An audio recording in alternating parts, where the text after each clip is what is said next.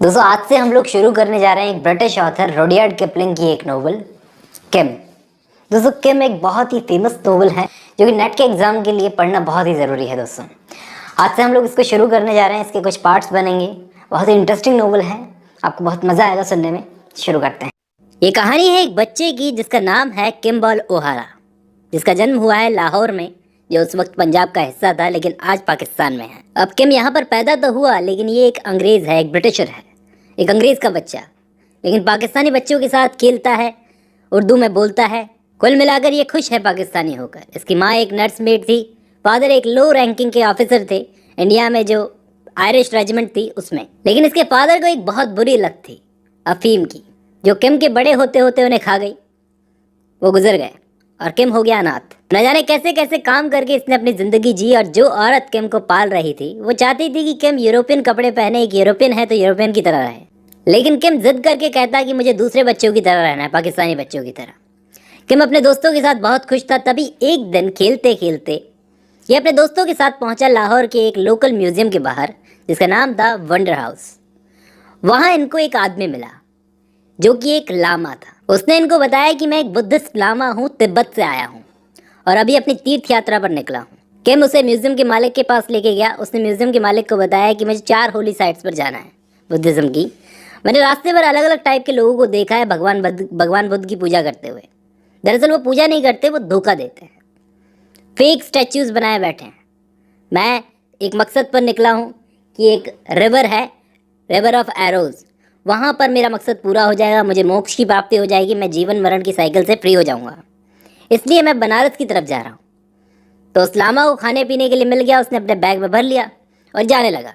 किम ने अब लाहौर की गली गली नापी हुई थी। उसने खुद से खाना पीना मांगा लोगों से और इस लामा को दिया। और आखिर में इसके मन में जो इच्छा थी वो इसने सामने रखी कि मुझे अपना चेला बना लो, मुझे आपके साथ चलना है, मुझे अपना चेला बना लो। लामा मान गया और ये दोनों बनारस चलने लगे साथ में। अब क्योंकि किम अनाथ था, इसको रोकने टोकने वाला कोई था नहीं, तो ये लामा के साथ चल दिया और ये अपने दोस्त महबूब अली के पास में लेकर आया लामा को, ताकि वो लोग रात गुजार सके। महबूब अली बोला, भाई तू बनारस तो जा ही रहा है तो रास्ते में अम्बाला सिटी पड़ेगी, वहाँ पर एक आर्मी के ऑफिसर को मेरा एक मैसेज दे देना। कोई कोड टाइप का बताया था, मैसेज दिया था। महबूब अली को लगा कि ये तो बच्चा है, ऊपर से लामा इसके साथ है, तो किसी को इस पर शक नहीं होगा, कोई इसे पकड़ेगा नहीं। दोस्तों मैं आपको बता दूं, इस महबूब अली के बड़े पंगे हैं। तो अच्छा हुआ रात में ही किम वहाँ से जल्दी निकल गया लामा को लेकर, और ये दोनों रेलवे स्टेशन पर पहुँचे। किम अपने और लामा के लिए एक टिकट खरीदने लगा, 2 टिकट खरीदने लगा। तो टिकट देने वाले बाबू ने इसको लूटने की कोशिश की, लेकिन किम बड़ा स्मार्ट था। उसने एक अम्बाला की टिकट कटाई, एक अमृतसर की टिकट कटाई। लामा बड़ा डरा हुआ था क्योंकि रेलवे स्टेशन पर वो पहले आया नहीं था, यहाँ की आवाज़ों से डरा हुआ था और कभी किसी ट्रेन में सफ़र नहीं किया था। और ट्रेन भी भीड़ से भरी हुई थी खचाखच।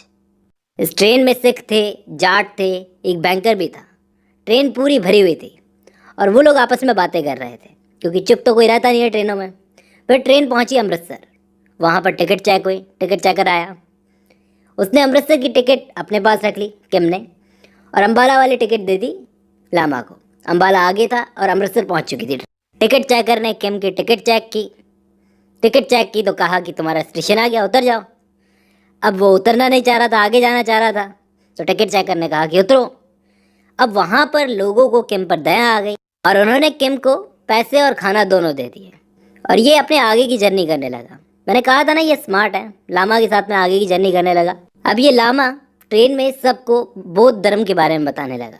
अब पैसेंजर्स कुछ जानते नहीं थे बौद्ध धर्म के बारे में, बिलीफ्स के बारे में, तो वो लोग इसे पागल समझने लगे। अब ट्रेन में सफ़र करते करते इस लामा को लग रहा था डर, क्योंकि ट्रेन बहुत ही स्पीड से चल रही थी और नीचे से बहुत सारी नदियाँ गुजर गई। इसे ऐसा लगा कि कहीं ये इसकी वाली नदी तो नहीं थी, रिवर ऑफ एरोज, जिस पर इसको मोक्ष की प्राप्ति होगी। अब एक किसान की बीवी भी बैठी थी ट्रेन में। वो लामा की बातों से बड़ा इम्प्रेस हुई।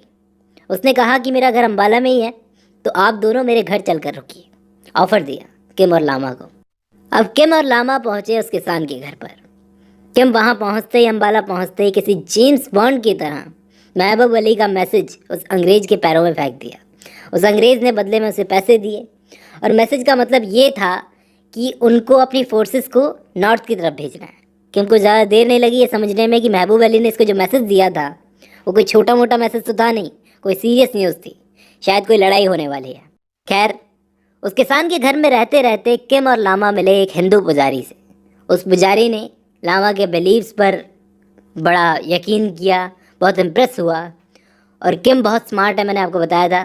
रास्ते में कोई भी लामा को परेशान करता था, ये बोलता था ये एक पवित्र आत्मा है और पवित्र आत्मा को सताओगे तो नरक में जाओगे। तो कोई इसको छेड़ता नहीं था लामा को।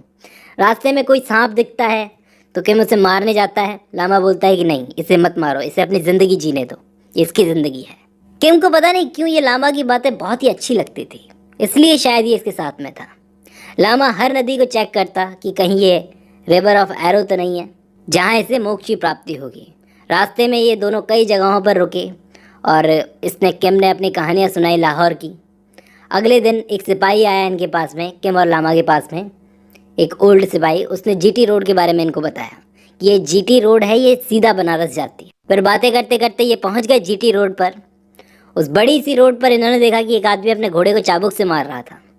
लामा को इस घोड़े पर दया आ गई, वो घोड़े को सहलाने लगा। सिपाही ने घोड़े के मालिक पर चिल्लाना शुरू कर दिया कि तुम्हें शर्म नहीं आती, क्यों मार रहे हो इस बेचारे घोड़े को। इसके बाद किम और लामा जीटी रोड पर अपने आगे का सफ़र करने लगे। आई होप आपको ये कहानी बहुत पसंद आ रही है। इस कहानी को मैं पार्ट्स में कवर करूँगा, उम्मीद करता हूँ ये आपको अच्छी लगेगी। आज की वीडियो में बस इतना ही।